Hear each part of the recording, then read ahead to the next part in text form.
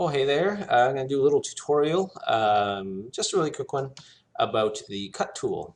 So you're going to be modeling stuff, you've been extruding, doing all your fancy stuff to make your sci-fi things or whatever else you're working on. But sometimes you're just going to need a shape that's just not really easy to come by. And well, you have a little bit of an option here. So let's take a look. I'm just going to stretch out my menu. The hell out of here, custom attributes. I don't even know this shit is in here. So you can select edges and cut things. Whoa, that's cool. That's a new thing for Max. Let me just restart this. Fix this problem right away. All right, so you're going to be working on your stuff, extruding things, doing all sorts of crazy stuff, right? All well and good. You can move around, verts all you like. But sometimes, yeah, sometimes you just need a specific shape, whatever it happens to be. Well, if you go under your edge mode here, and you scroll over somewhere over here, where you under edit geometry, there's a little tool called cut. Now what cut will let you do is it'll just let you insert lines and cuts into whatever you like. So a couple things to know about it. When you have it on, your cursor will change to this. If you're over a face, it'll be this wide, flat cursor. If you hover over a vertex, it'll turn into like a much thinner crosshair. And if you're over an edge, it'll turn into a thin but wide crosshair, just so you kind of know what you're on. I never recommend if you're going to start cutting, don't just start cutting in the middle of a face. I mean, you can if you really have to, but you can definitely cause yourself some problems. We'll discuss those in a second. I recommend, starting at a vertex or an edge somewhere, and then just cut away from that.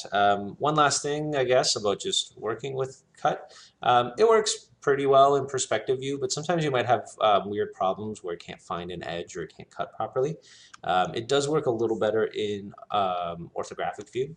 So if you hit front and then rotate out of that, I know a lot of people hate orthographic. I kind of love it, but it does work a little bit better, and you can kind of see things a little better sometimes. So, use as you like. Obviously, weird working in orthographic sometimes, but so let's take a look at some of the issues you may run into. So I'm going to start cutting here. All right, we'll cut that guy. I'm going to do this thing where I just start cutting in the middle. I don't care. Good. I'm glad that happened because that's exactly what I wanted to happen. And then I'm just going to start cutting. Oh, actually did a good job. Maybe the new one's a little better. All right, so there we go. I've done some cuts. Let's go back to perspective view. Now let's take a look at some of the problems. So number one, I cut from one corner, cut across. This is what most of your cuts are going to look like, which is fine. But 3D Max will not attach your vertices, so make sure you go through and clean stuff up. When you are cutting, try and think in quads as much as you can. You don't want to, just be leaving triangles just because you're in cutting mode. So always do that, connect all your stuff. You can always right click to end a cut. And the other annoying thing is if you do a bunch of cuts and you want to undo them, it will kind of just keep connecting things for you. So be careful with that. But anyways, there you go, start connecting and, try and clean up your stuff and still work with all the other modeling principles in mind. Anyway, so that's kind of like the basic way of cutting, right? And that's, not a lot of problems. Problem number two is, see if it actually did it. And I kind of screwed over my problem number one, but sometimes you think you're gonna cut right on a vertex, but you cut right beside it. And when you're working far away, well, that looks fine there. So just keep an eye on where you're actually cutting things and intersecting and stuff like that. I'm just gonna weld these vertices together. But just keep that in mind, right? Sometimes you can weld things or attach things right beside each other and it looks fine, but you gotta kind of double check. It's kind of the downside of cutting. You can run into problems that you may not visibly see. Now, cutting right in the middle of faces, well, this is where the fun stuff happens. And, well, this happens because you didn't give Max enough information to really tell it what to do. So you have all these vertices basically floating around here, and, like, yeah, you have a face, but you haven't really told it how to make all these faces because nothing's attached. So, what Max can do, which is a really fun thing, because this is an open face, this is like a 100-sided face or whatever. Yeah, you're gonna want to probably connect these guys and like these guys. There you go, that black one away because now it's starting to actually you're telling it where to make quads, where to make tries, and it can start figuring stuff out. Now, if you do leave stuff open and you leave a million-sided face, well, Max can do whatever the hell it wants. And especially when you export something into Unity or Unreal, it can just triangulate things however the hell it wants.